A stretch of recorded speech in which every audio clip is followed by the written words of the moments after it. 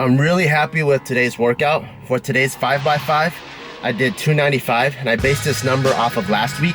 I hit 275 for 3 sets of 5, and on the last 2 sets, I bumped it up to 295, and it felt good. So I was like, you know what? If I can do that on my last set, I should be able to finish a 5x5 with 295, and it all felt really, really good. So I'm really happy about the progress I've been making on my bench. On my last set, I slingshot at 315 for 5, and that also felt and looked good, because sometimes it feels good, doesn't look good. So it's really important to check your RPE, but also check the footage to see how it goes. Next week, I think I'm probably gonna bump it up to 300, very conservatively, because I wanna make sure I finish my 5x5 and at a RPE 9 in really good fashion. I wanna progress in slow, gradual increments, and when I make a progression, I don't wanna regress. Today I also bumped up the 10x10 dumbbell incline bodybuilder. I got the sick ass fucking pump.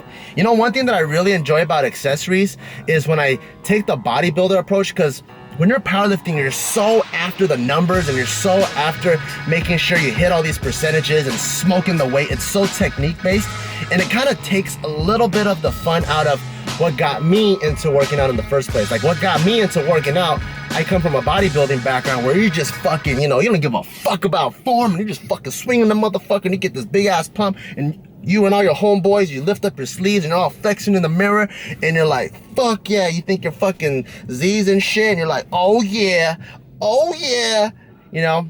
And then so sometimes it's just fun with accessories to not even take it that seriously, but obviously now with the knowledge of powerlifting, form is important, so I make sure I have good form, but now I get that pump, I get that Kai Green. You know how Kai Green is always like, form is the most important thing. You don't have to go super heavy, but you want to make sure you're activating that muscle.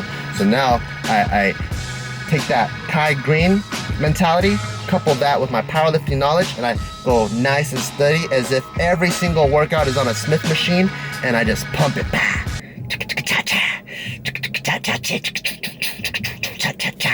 And it feels good, gets a nice pump, and my numbers have been going up, so it's working. So hopefully 1500, I'm after you, please.